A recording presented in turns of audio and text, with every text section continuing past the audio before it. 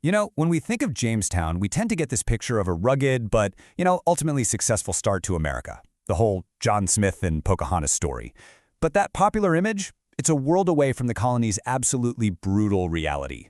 For decades, this place was constantly, and I mean constantly, on the verge of total collapse. So, let's get into it. How do we really know what it took to survive? Well, the answer, it turns out, is written in the bones they left behind. Just listen to this. This is how one of the colonists described the winter of 1609. Not some grand adventure, but a misery, a ruin, a death, a hell.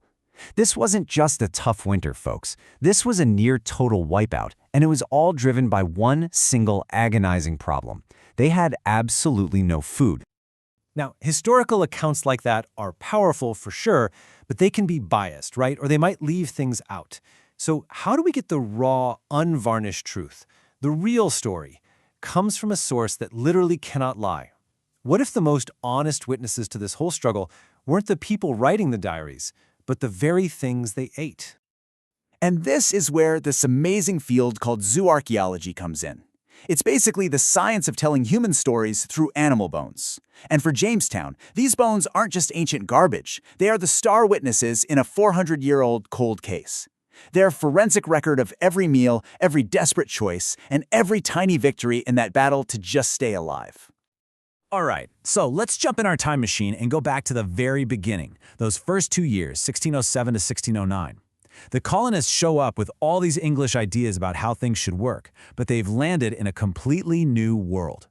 And their food situation? It was incredibly fragile right from day one. So check this out. The data from the animal bones tells a pretty startling story.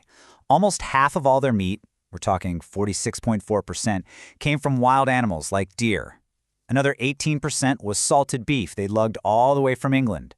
And their own livestock, the animals they brought to raise, a teeny tiny 5.3%. This tells you right away they were not self-sufficient. Not even close. And you can really see that imbalance here. This is so critical because it shows they were living off the land, sure, but not like expert frontiersmen. No, they were totally dependent on other sources, and that dependency, well, it was a ticking time bomb. Okay, now here's the real kicker. How were they getting all that wild game? Well, the bones tell us that over 63% of the deer remains they found were the best parts of the animal. You know, the meaty cuts. You don't see whole deer skeletons, which is what you'd expect if the colonists were out there hunting for themselves. What this really tells us is that they were trading for it, getting their venison from the local Powhatan people, and that reliance on someone else for food was about to become a very, very deadly problem. And that problem was about to explode. By the fall of 1609, that fragile relationship with the Powhatan completely shattered. This led to the absolute catastrophe we now call the Starving Time. The chief laid siege to the fort, and just like that, the colonists were cut off from trade, from hunting, from everything. The colony's president, George Percy, wrote this absolutely harrowing account. I mean, can you imagine? Things were so bad, they were eating their own leather boots and shoes. And believe me, this isn't some dramatic exaggeration. The archaeology proves just how desperate they really were. And sure enough, in the trash pits from that one winter, the zoo archaeologists found the proof. The bones do not lie. They found the butchered remains of horses, they found the colonists' own dogs and cats, they found rats, even snakes. If it moved, it was food. Period. And then they found the truly unthinkable. In a cellar, mixed right in with all those animal bones, were the remains of a 14-year-old girl. Forensic analysis showed unmistakable evidence of butchery, confirming the darkest, most whispered about rumors from this period were true. They had resorted to survival cannibalism. It's just incredible. Out of about 300 settlers trapped in that fort over the winter, only 60 made it out alive. They were literally abandoning the colony, packing up to leave, when a last-minute supply ship arrived and forced them to turn back. And what came next was a period of brutal, iron-fisted recovery. A completely new, harsh order was put in place to make sure this would never, ever happen again. So here's how they pulled back from the brink. The arrival of Lord de la Ware literally saved the colony from disappearing. But it was the establishment of Dale's laws, basically a strict code of martial law, that really whipped the place into shape. And then, the peace that came after John Rolfe married Pocahontas gave them the breathing room they desperately needed to rebuild. You can really see how scarred they were by the starving time just by reading these new laws. Over a quarter of all the rules in this military code were about one thing and one thing only: food. Protecting livestock, regulating fishing, punching anyone who hoarded supplies. The entire society became laser-focused on food security. And listen, they were not messing around.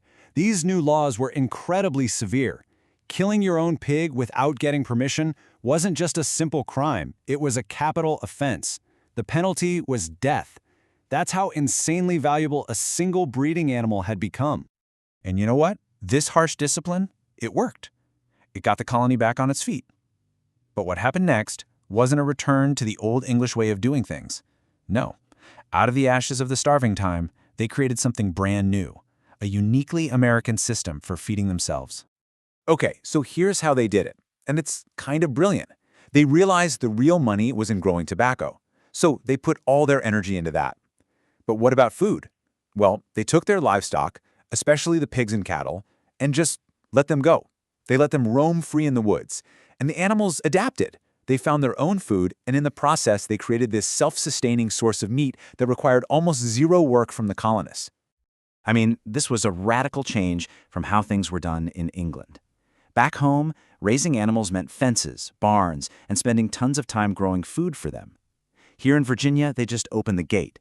It was this super pragmatic, low-labor solution that was born out of pure necessity. So, what was the result of this big idea? Well, let's do a quick recap. Remember this? The early years, where their diet was almost entirely dependent on trading with the Powhatan and getting supplies from England. A really precarious way to live. And now, look at this. It's a complete 180, a total flip.